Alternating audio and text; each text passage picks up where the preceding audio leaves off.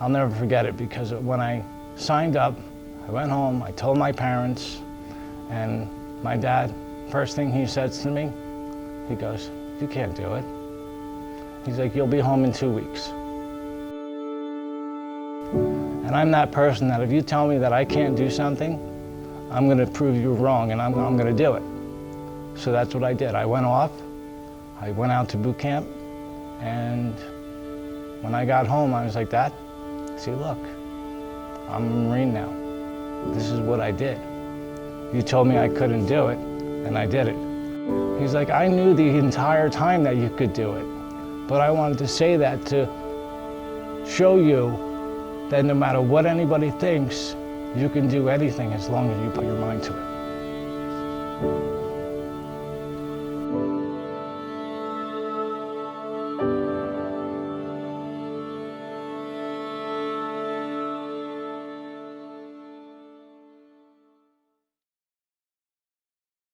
Okay, my name is Justin Zytrek, and I was a corporal in the United States Marine Corps. I served on active duty, and I was in from January 2003 until April of 2007. I got sent to Iraq. It was in December of 2005, and I was there until November of 2006. While I was in Iraq, I was all over the country. There were places that I have been to, that the things that I've seen that I would never wish upon anybody. And it was definitely a trying experience, more good than bad. And to know what we were doing for the Iraqi people while we were there was an amazing thing. Because 97% of the people out there, they actually want us there. Because of what we were doing. We were building schools for them. We were doing all this stuff for them, making their lives better. And you only have those limited few that didn't want us there. It was radicalist. When I got home, I got sent back to San Diego, of course, and it was right at the end of my contract. So I started to EAS out of the Marine Corps. So I went through the classes. I did everything for getting out and coming back home. And I moved back to New Jersey, and that was the time when I started to actually be reintroduced to civilian life. Now, civilian life, at first it wasn't hard. It was just an everyday thing, and I was okay with it. I was comfortable with it. But over time, things started happening, and I started noticing things about myself. Loud noises was for the start of it. And then before I knew it, I was pushing everybody that was close to me away. I didn't want them to be near me. And it was very confusing, and it was very frustrating, and it was very anxiety-filled, and I was depressed. I remember I was working selling cars, and it wasn't what I wanted to do.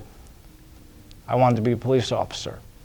Port Authority of New York and New Jersey had their test for their civil service test to become a police officer. So I signed up for the test, and I passed the test.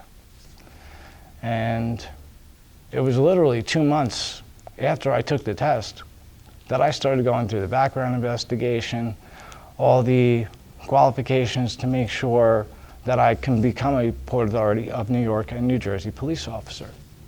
And 6 months I was going through the process, a whole 6 months.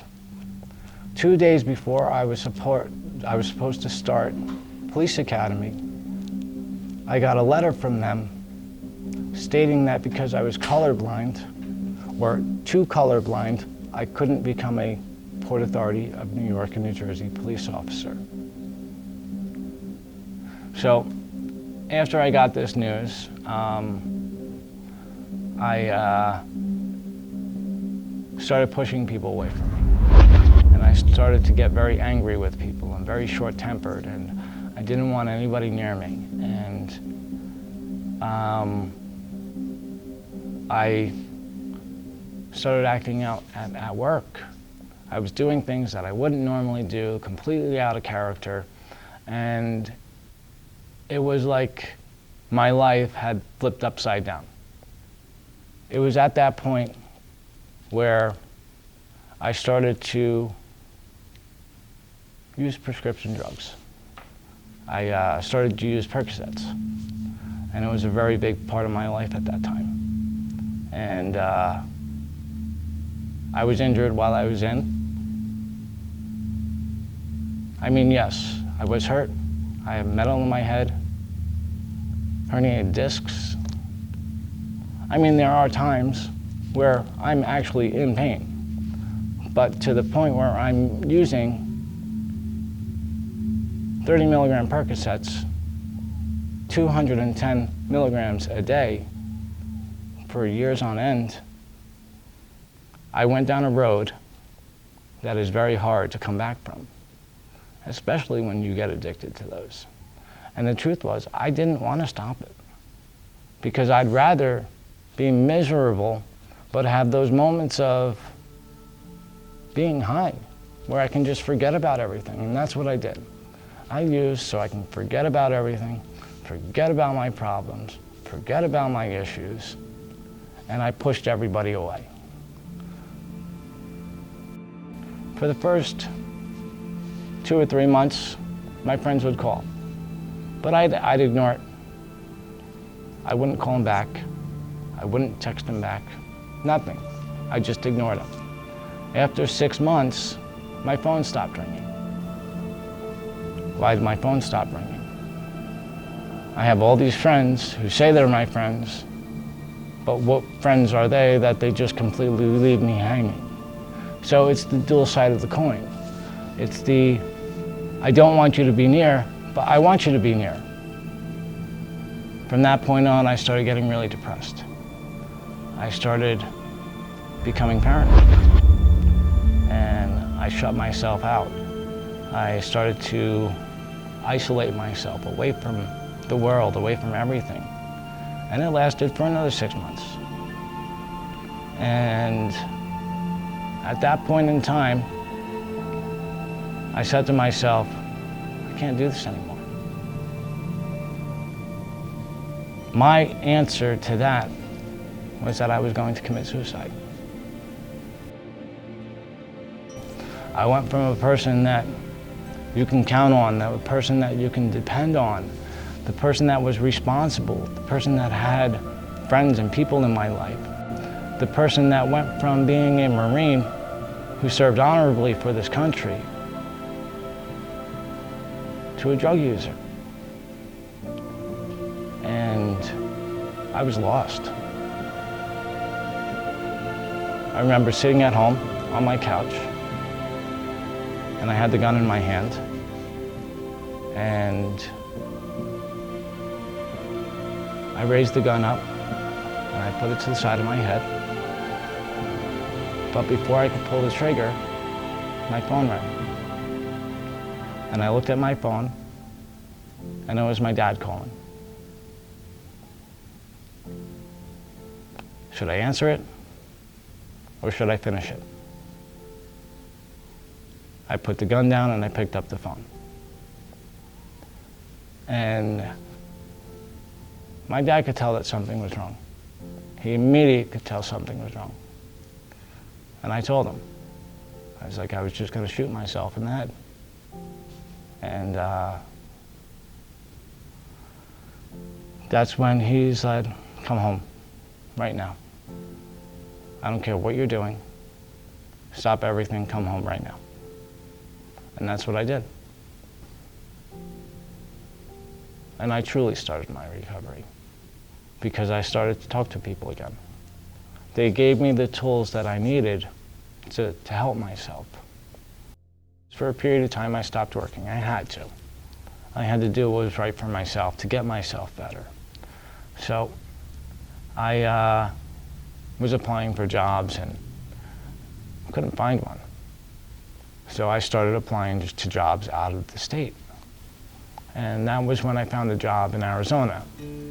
and didn't even have the job. I drove out there for an interview. I was moving out there. Once I got there, I was done. Whether it was an interview, whether I got the job or not, I was staying there. So I drove cross country the 2,500 miles from New Jersey to Arizona, and I went to my interview. And thank God, I got the job. That's when my healing started to take place. But it wasn't until I got my service dog.